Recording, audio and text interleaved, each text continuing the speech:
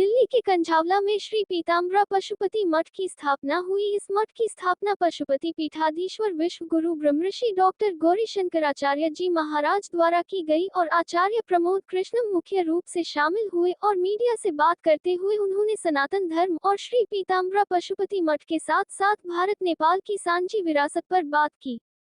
पूरे भारत में सनातनी लहर चल रही है, वहाँ आज राजधानी के नागरिकों को क्या संदेश देगा? देखिए, भारत एक सनातन राष्ट्र है, क्योंकि भारत एक ऐसा राष्ट्र है जिसने पूरी दुनिया को इकट्ठा करने का संदेश दिया। वसुधैव कुटुंबकम और विश्व बंधुत्व का उद्घोष भारत की भूमि से हुआ। पूरी दुनिया जो आज ग्लोबलाइजेशन का दौर कहा जा रहा है, ये ग्लोबलाइजेशन यूरोप ने नहीं दिया। हजारों साल पहले भगवान कृष्ण ने इसकी उद्घोषणा की कि पूरी वसुधा एक कुटुंब है, वसुधैव कुटुंबकम।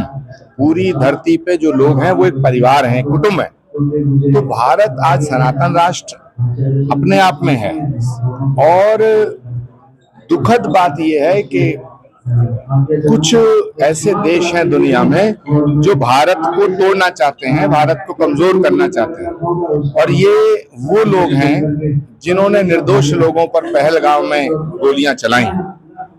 ये कुछ ऐसी शक्तियां हैं जो दुनिया को अशांत करना चाहती हैं। लेकिन भारत के प्रधानमंत्री, यशस्वी प्रधानमंत्री नरेंद्र मोदी जी के साथ आज पूरी दुनिया खड़ी है। पूरी दुनिया आज भारत के साथ खड़ी है और हमें ये पूरा विश्वास है कि भारत एक सशक्त और सुरक्षित हाथों में है। आचार्य जी, क्या कहेंगे? आज श्री पीताम्बरा पशुपति मठ की स्थापना दिल्ली के कंझावला में हुई है, कैसा संदेश जा रहा है पूरे सनातनियों के लिए, पूरे देश में, पूरी दिल्ली में? देखिए, पशुपति अखाड़ा और माँ पीताम्बरा के नाम पर जो आज एक इंद्रप्रस्थ की धरती पर, और ये वो धरती है जो कुरुक्षेत्र और इंद्रप्रस्थ के मध्य है, उसमें माँ पीताम्बरा मठ और पशुपति अखाड़े की एक नई शुरुआत हुई है। और इस स्थापना पर, इस शुभ कार्य पर, इस शुभ दिन पर, इस शुभ घड़ी पर मैं पूरे सनातन जगत को बधाई देता हूं और भारत नेपाल को खास तौर से बहुत बहुत शुभकामनाएं देता हूं।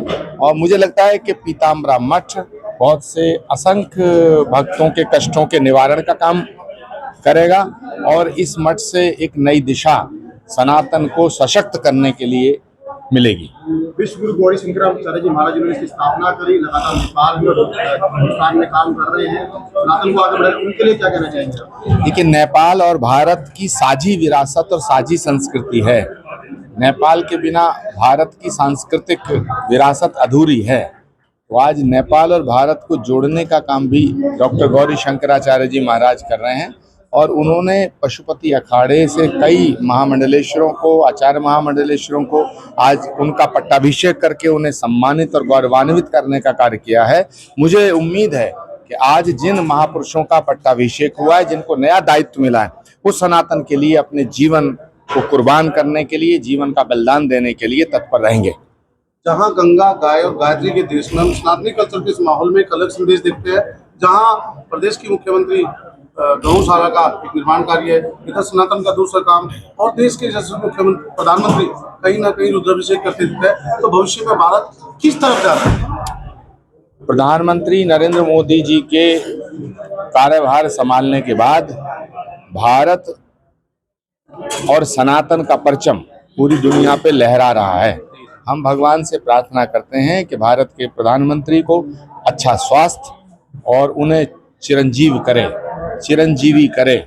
हमें पूरा विश्वास है कि भारत नरेंद्र मोदी के हाथों में पूर्णतः सुरक्षित है।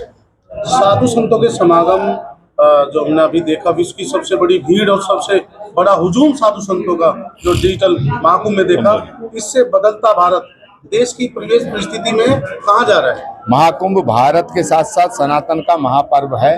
अब उज्जैन में सिंहस्थ कुंभ का आयोजन होगा 2028 में।